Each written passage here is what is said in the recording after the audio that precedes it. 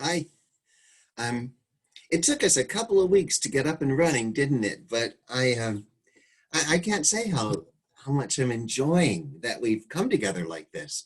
And you guys, you kind of registered for or signed on for a 2 week queer voice writing class, and it must mean that you want to improve your writing practice or write more consistently, or develop something that is gnawing at you or that you've been working on for a while. And we all need accountability to do that. I know as a writer, I um, I don't accomplish much if I'm not in the zone, or if I don't have a writing group to report to, or some accountability. So that's what we're all here for: accountability to one another, and really to support one another. The critiques that you have shared with one another in that first awkward exercise, um, just was heartwarming, and more than that, um, inspiring and exciting for me, because hey, there's some talent in this group. It's pretty cool. And there are some intimacies and stories. And when we're writing a queer voice, there's so much of the other.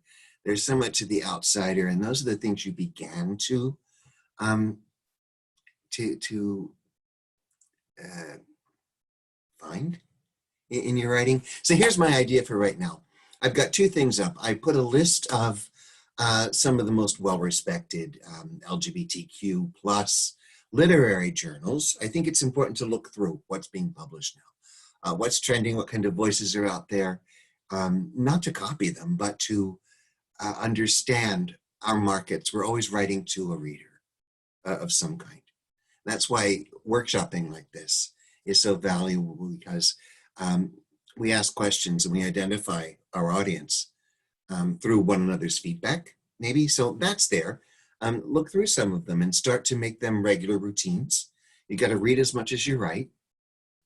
And then the other comment I have is about a thread. And this is not a thread just for this group of folks who've gotten together, or for what I've read in your first exercise and post. It's true for all of us. And it's that damned exposition. How often as writers have we heard, show don't tell? Yeah, fine. Fuck off. I'm trying. And sometimes you just gotta describe. You've got to um, be a narrator to set the scene, or you think you do.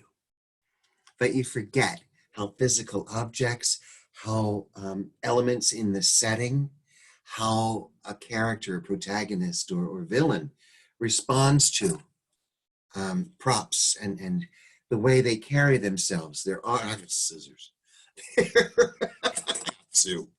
But no, think about this. How can I convey the emotion, the awkwardness, the difficulty, the heartbreak, the pain in any story, without saying, oh, it was so painful? I do think that Adrian's paper drawing of the penis, oh, right? How can we do more of that? And one of the ways that we can practice or exercise that is by writing strict and specific dialogue. Maybe set a little bit of a scene, or a little bit of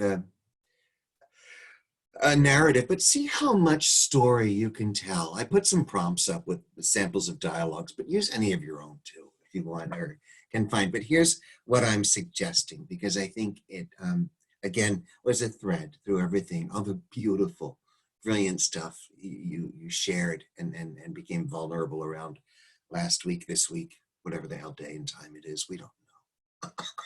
But try writing just a dialogue, write a story.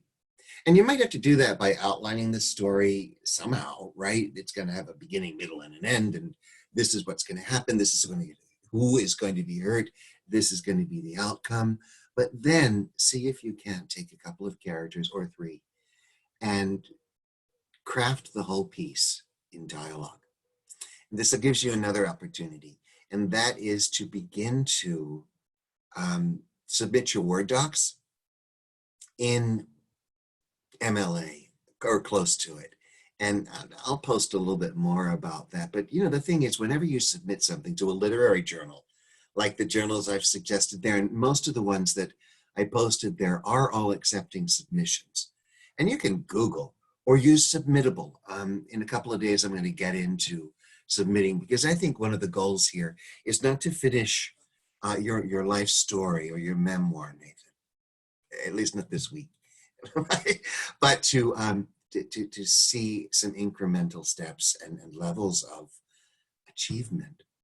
Publish a poem, publish a piece of flash fiction or a 3-page essay that you know you might find an audience for, and you'll identify what audiences want by comparing literary journals. So we're going to get into how to submit, how to use Submittable, and some tools around that.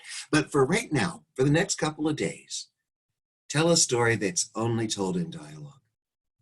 And in that dialogue, see if we can't reveal secrets, intimacies, awkwardness, or strengths, or power, or unsuspecting power in the characters involved. Doing it with dialogue, not not telling. So I hope this makes a little bit of sense. I hope this video is not total crap. I don't feel like doing it over, and it's already a little long in my day. I didn't know, as program manager for all of continuing education, that I'd be in 10 seminars or webinars a week. Well, you know, we put this stuff out there, but 1,200 people came. So if I seem like I'm not in love with you, it ain't true. I'm a little bit stretched, but I'll get caught up. And here is our dialogue. Exercise for you. The next thing I'd like to do, and think about it, and maybe post back to the introduction or to the instructor or something, would you all like to get together for a synchronized Zoom session? Share reading out loud. One of the things I really like in workshopping or developing our writing is to, here's vulnerability again, is to let somebody else read what you wrote. Hear somebody else reading your writing. It's eye-opening, it's great. Have fun with the dialogue exercise. Know that you're making this sweet old man so damn happy. I'm thrilled with every word that you craft and your voices and your spirits. I love you, and I'll be back. Bye. I can't even stop the goddamn recording. You see, here I am. Bye.